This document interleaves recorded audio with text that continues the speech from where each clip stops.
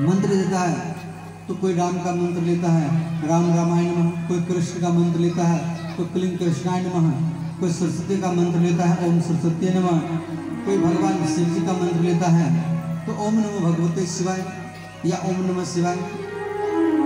कोई भागवत का मंत्र लेता है तो भागवत का मंत्र है ओम नमो भगवते वासुदेवाय, ये 12 अक्षर का मंत्र है।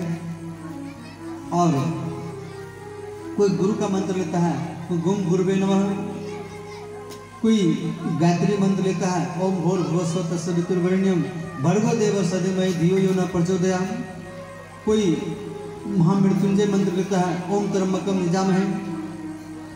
इस प्रकार मंत्र लेते हैं। तो गुरु जो है मंत्र देने की 3 प्रकार का होता है। दीक्षा जो है वो 3 प्रकार का है। स्पर्श दीक्षा माने छू करके दीक्षा देना, और दृष्टि दीक्षा नजर से दीक्षा देना, और ध्यान दीक्षा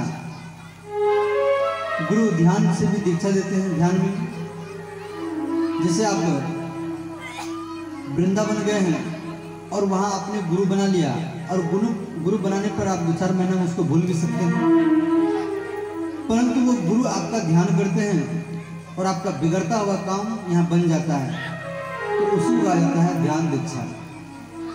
चिंतामणि लोको सुखम, चिंतामणि लोको सुखम सुरद्रु सर्व संपदम प्रकृति गुरु प्रीता वैकुंठम योगी दुर्लभम। तो श्री सूत जी महाराज कह रहे हैं श्री धाम वृंदावन में यमुना के किनारे में एक स्त्री बैठ करके रो रही थी, और कुछ व्यक्ति वहां पे जल पिला रहे थे, पंखा कर रहे थे, चरण दबा रहे थे। देखो, मान लो कोई व्यक्ति दुखी है और आप उसके पास में चले जाओ तो उसका आधा दुख जो है वो दूर हो जाता है। ये व्यक्ति का मैंने स्वभाव देखा है। और कुछ व्यक्ति क्या करते हैं, उसके पास आप जाएंगे जो दुखी है, वो रो रही थी, तो कोई व्यक्ति रोता है तो आप उसके पास में जाओ तो वो और जोर जोर से रोना वो शुरू कर देता है। यहाँ वो स्त्री, कुछ स्त्री वहां पे बैठ करके पंखा कर रही थी, चरण दबा रही थी, जल पिला रही थी, और वहां पर नारद जी आ गए। तो नारद जी को देख करके वो स्त्री कह रही है भो भो साधु छनम तिष्ठा, भो भो साधु छनम तिष्ठा, ना चिंतामणि विनाश्य तम दर्शनम लोकस्य सर्वं परा। एक शब्द को वो 2 बार बोली है, ये भो भो साधु छनम तिष्ठा। देखो मैं 2 बार क्यों बोली? कोई व्यक्ति रास्ता से जा रहा है और आप उसको बोलो भैया रुक जाओ, वो रुकेगा या नहीं रुकेगा उसका इच्छा है, और उसी व्यक्ति को आप 1 बार 2 बार 3 बार भैया रुक जाओ, भैया रुक जाओ, भैया रुक जाओ, इस प्रकार अगर बोलेंगे तो व्यक्ति सोचेगा ये कोई इमरजेंसी केस है, इसीलिए बार बार हमको रोक रहा है, वो व्यक्ति रुक जाएगा। तो वहीं पे यहाँ उसी प्रकार यहाँ वो स्त्री कह रहे हैं भो भो साधु क्षणम तिष्ठा, आप एक क्षण के लिए रुक जाइए। तो नारद जी वहां पे रुक गए। तो नारद जी बोले आप क्यों रो रहे हैं, क्या कारण है? तो स्त्रियां और जोर जोर से नारद जी को देख करके रोने लगी, और वो स्त्रियां कह रही हैं, जब नारद इस प्रकार बोले आप क्यों रोते हैं, और ये दोनों कौन है आपके सामने सोए हुए हैं? और उस स्त्री ने बोली अहम भक्तिर दीक्षाल, अहम भक्तिर दीक्षाल इमो में तंजो मतः ज्ञान वैराग्य न मानो काल योगी जर जर। वो स्त्री ने कहा मेरा नाम भक्ति है और ये मेरे दोनों पुत्र हैं, ज्ञान और वैराग्य।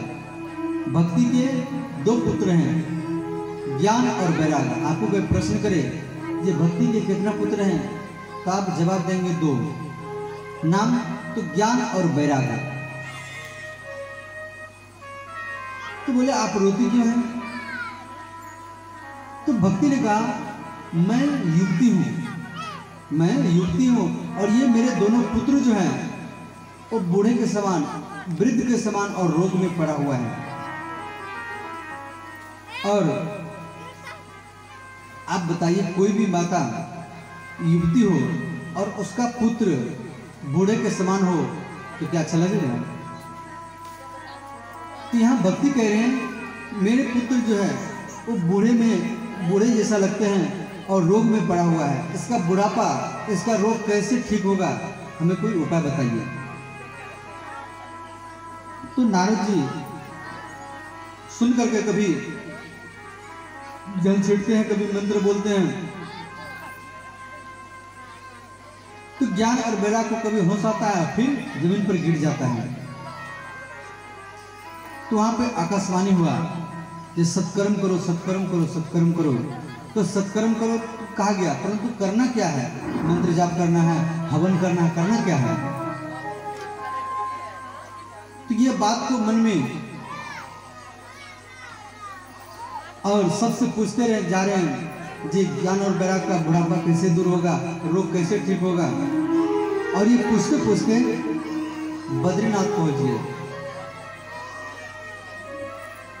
तो बद्रीनाथ में श्री सनकादि मुनि से भेंटे। इस सनकादि मुनि कौन है? तो ये सनकादि मुनि ब्रह्मा जी के मानस पुत्र हैं। जब संसार में कोई भी स्त्री पुरुष नहीं था तो उस समय ब्रह्मा जी सृष्टि को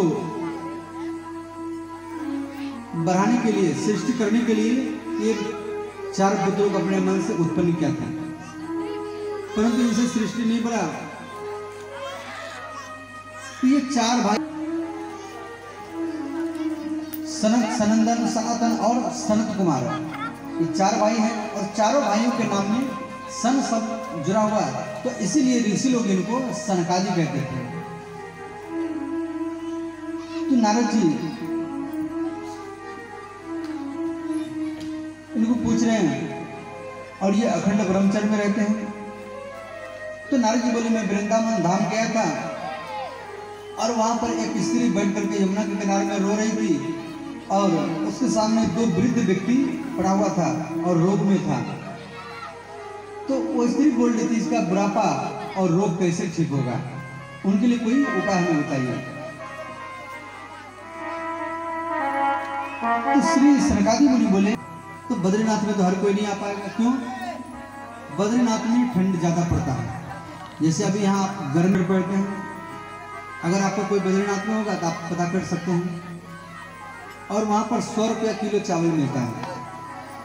जैसे यहाँ हम लोग 30 रुपया 40 रुपया चावल खरीद करके लेते हैं, तो वहां 100 रुपया किलो चावल मिलता है। और वहाँ धान की खेती नहीं होती है। जैसे बिहार में धान, गेहूँ, मकई होता है, तो ऐसे वहाँ धान की खेती नहीं होती है। वहाँ के व्यक्ति 100 रुपये किलो चावल खरीदी करके लेते हैं। तो इस प्रकार तो बद्रीनाथ में कोई नहीं आएगा, तो कथा को हरिद्वार में, श्रीमद् भागवत कथा को हरिद्वार में गंगा के किनारे में बिठाया गया। और तो जितने बड़े ऋषि मुनि वहाँ, जितने बड़े ऋषि मुनि थे सब वहाँ पर कथा सुनने के लिए हैं और उनका नाम भी भागवत में दिया गया है। भृगुर वशिष्ठ चैवनः, भृगुर वशिष्ठ चैवनः, गौतम मेधा विपुलनाथः।